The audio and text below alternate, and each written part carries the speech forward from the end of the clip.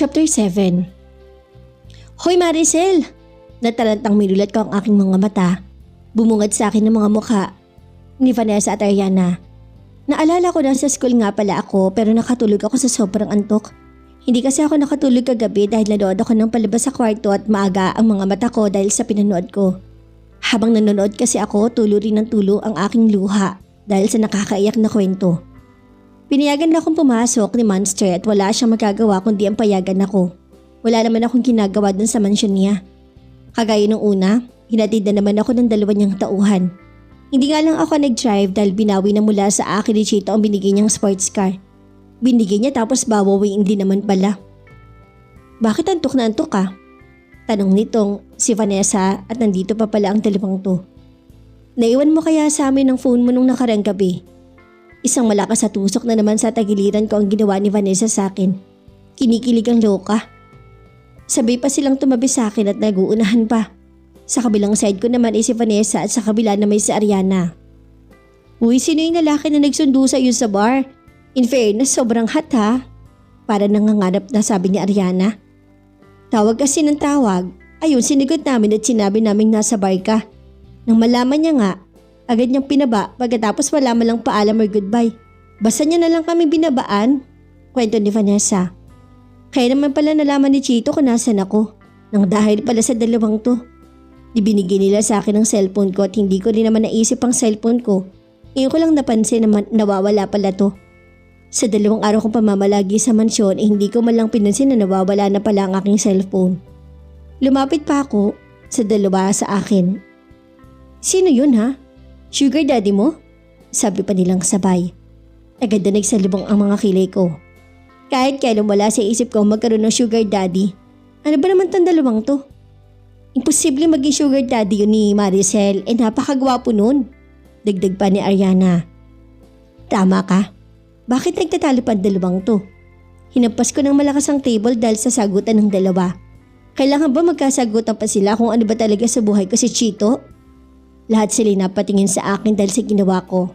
Center of attraction patuloy ako ngayon. Lumunok ako bago tuloy ang sinagot ng dalawang kanina pa na nagtatalo. Hindi ko sugar daddy ang lalaking yun, okay? Kaya wag na kayo mag-isip pa. Paliwanag ko para maliwanagan naman sila sa kanilang mga pag-iisip. Ano? Sabay pa sila na nagtanong. Tumaas ang kilay ko. Di lang sila chismosa, reporter pa. Sandali ako natahimik at may naisip akong plano. Gusto nilang makilala si Monster? Pwes ipapakilala ko sa kanila. Gusto niyo sumama kayo sa akin mamaya? Aya ko sa kanila at nagkatinginan pa ang mga to. Saan? Sabay na naman nilang tanong. Kung saan sasagutin ko ang mga tanong ninyo. Sa bahay, naroon yung tinatanong ninyo. Nakangising sabi ko at salubong ang kanilang mga kilay na napatingin sa akin. Sigurado ka? Panigurado pa nila at tumangon naman ako. Mamaya, pag uwi isasama ko sila. Para lalong mainis si Monster at baka kapag napununan siya sa akin ay palayain na ako. Palabas na kami ng gate nang matanong ko ang dalawang tauhan na naghihintay sa akin sa labas ng kotse. Hindi inaasahan ni Vanessa at ni Ariana na susundo ko ang dalawang lalaking nilapitan namin. Talaga? Maricel, bago na ang sundo mo? Nag-improve ka na naman? Tanong pa nila. Ang alam nila bankrupt na kami at ang hindi nila alam maging ako'y sinanla ng aking ama sa taong ipapakilala ko sa kanila. Mama Maricel, uwi na po ba kayo? Tanong pa sa akin ng tauhan ni Chito. Si Rix at yung isa naman ay si Ben. Dumapo ang paningin nilang dalawa sa kasama kong si Vanessa at si Ariana. Kasama niyo po sila, ma'am? Tanong muli ni Rix. Tumango lang ako at wala silang magawa kundi pagbuksan kami. Ma'am, isasama niyo po ba sila sa mansyon? Tanong naman ni Ben at tumango ulit ako. Masama ba yun? Baka po magalit si boss, sabi pa ni Ben na nakakapakamot ng ulo. Ako nang bahala. Sagot ko at sinanyasan siyang paandarin ang kotse. Ma'am, baka po kami mapagalitan ni boss. Muli sabi naman ni Rix. Ako nang bahala, hindi kayo mapapagalitan ni Monster, I swear. Sabi ko pa. Nagkukulitan naman ang dalawa kong katabi. Wala rin nagawa ang dalawang tauhan kundi ang paandarin ang kotse. Bonggang-bongga! Napaawang ang labi ng dalawa na makarating kami habang pinagmamasa ng buong mansyon na nasa kanilang harapan. Pinagbuksan kami ng guard pero panay naman ang tingin nila sa mga kasama ko. Bakit parang iba yung tingin nila sa amin? Biglang bulong sa akin ni Vanessa nang tuloy na kaming nakapasok. Natawa lang ako. Hindi pa nila alam kung ano meron dito at kahit ako hindi ko alam. Niyaya ko na sila sa loob at nadat na namin ang mga maid na nag-aayos ng pagkain sa mesa. Napakarami naman nilang handa. Anong meron? Nilapitan ko si Manang at yung ibang maids na nagbubulungan na para bang may mali sa amin. Sinama ko lang naman ng dalawa, may mali ba doon? Kung ayaw akong payagan ni Chito na umalis at mag-bar, pues kahit pa lang dito sa bahay nila payagan niya ako. Ano meron, Manang? Bakit napakaraming pagkain ang hinanda niyo? Kuryoso na tanong ko. Gumanti din ang bulong sa akin si Manang. May bisita kasi na darating si boss kaya nagpahanda siya ng mga pagkain. Napanganga na lamang ako at wala akong nasabi. May bisita palang darating kaya sobrang dami ng pagkain sa mesa. Sino kaya mga ngayon? Pinakilala ko na rin sa kanila si Vanessa at si Ariana. Pagkatapos kong ipakilala ang dalawa, hinila naman ako ni Manang sa tabi. Naku iha, doon na muna kayo sa loob ng kwarto mo. Baka kapag nalaman ni boss na may dinala ka rito ng mga kaibigan, magagalit yun. Lalo pat may bisita siyang darating ngayon. Bulong sa akin ni Manang. Anong masama sa pagdadala ko ng bisita? Samantala, Chito Jackson's POV. Alvin parked the car. It was also a few hours before we arrived. Kagagaling lang namin sa Palawan para tingnan ang beach na binibili ko. May binibili kasi akong beach doon. Kasama naming umuwi ang may-ari ng beach resort dahil dito na namin pag-uusapan yun at pipirmahan niya na ang mga dokumento. Nasa gate pa lang kami ay si Maricel na kagad ang nasa isip ko. She's always on my mind. Nandito na kaya siya? Hindi kayo naglakwatsa na naman ng babaeng yun? I did not receive any calls from my staff. Baka nandito na yun at nakauwi na. Tahimik ang bahay pagpasok namin. They all bow their heads when we pass. Hinanap ng mga mata ko ang babaeng palaging nasa isip ko. Why she's not here? Is she in the bedroom? Nagpatuloy na kami sa dining area. Nandun ang maraming hinanda na pagkain.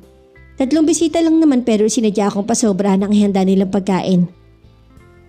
Let's eat first. Mamaya tayo mag-usap about sa resorts. My invitation. Napakalaki ng mansion mo, Mr. Rossi. Why don't you get married and have a child? Mr. Montellano rolled his eyes across the kitchen. Darating ang best friend ko dyan, Mr. Montellano. Tumatawa-tawa ang nasabi ni Alvin and I glared at him. Naupo na kami at nagpatuloy na kumain. Pagkatapos kumain, nagtuloy na kami sa sala para pag-usapan ang lahat na dapat pag-usapan. Pinirmahan na rin ni Mr. Montellano ang dokumento.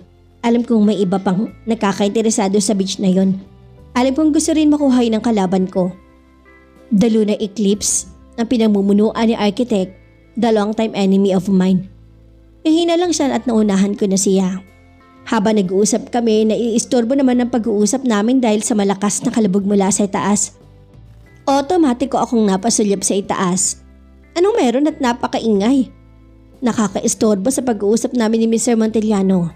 Tinawag ko si Manang para itanong ko ano nangyayari sa itaas. What's going on upstairs?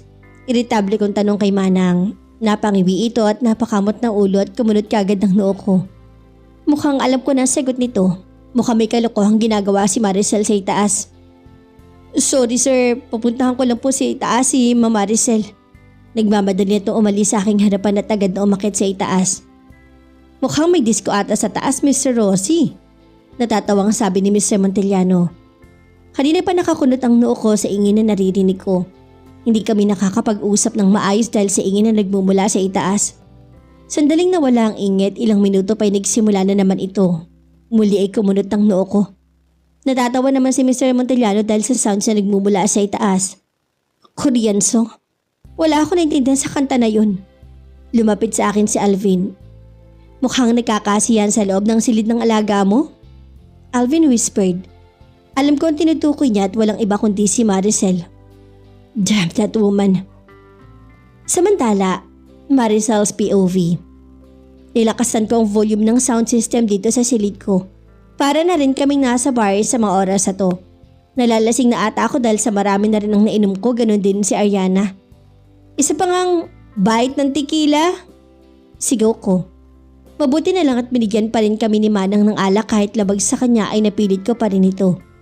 Hindi ako pinapayagan ni Monster na maglakwat siya sa labas. Kaya ito, manigas ang lalamunan at tenga niya sa ingay na dulot ko. BTS pa yung song, kaya naman para na rin kami nagdidisco. May narinig akong katok mula sa pintuan ng silid na kinaroroonan namin. May kumakatok sa pinto, Marizel! Sigaw ni Ariana. Oo, narinig ko. Sino kaya to? Hindi kaya si Chito Jackson? Pagbukas ko nun pintuan ay tumambad sa aking harapan si Manang. Nakakabot ito sa kanyang ulo. Iha, pakinaan mo naman ng konti yung volume ng sound system at may kausap si boss sa ibaba. Sita ni Manang. So nandito na si Monster. Sorry po Manang, hihinaan ko na po. Sabi ko at agad din naman ito na umalis. Ilang minuto pa nilakasan kong muli ang volume. Ilang minuto pa muli, may narinig akong katok mula sa aking pintuan ng silid. Ilang minuto ko pa pinatagal yon bago tuloy ang binuksan. Tumambad sa aking harapan ang nakakunot na muka ni Mr. Rossi. Naku patay, munti ko pang mabitawan ng bote na hawak ko. Salubong ang kanyang mga kilay habang nakatukod ang kanyang kamay sa pintuan. Natameme ako. Ang kaninang matapang na aura ko ay biglang natameme at natahimik. What do you think you are doing? Ginagawa mong ba itong bahay ko? Simple niyang sabi pero nakakatakot na ang kanyang aura. Salubong pa rin ang kanyang mga kilay. And who told you to bring a classmates here? Istrikto niya pa rin na tanong sa akin. Masama ba? Gusto ko lang namang magpakasaya. Ayaw niya akong umalis ng bahay niya pagkatapos ngayong nandito ako sa bahay niya. At may mga dalang kaibigan, ayaw niya pa rin. Saan ako lulugar? Napakatigas talaga ng ulo mo, Maricel. Gaano ba katigas yung ulo mo? Tanong pa niya. Kaagad ko naman tong sinagot. Mas matigas pa sa bato. At nakipagtagisan ako ng tingin sa kanya. Akala ba niya natatakot ako sa kanya? Sinadya ko talaga to para pakawalan niya na ako.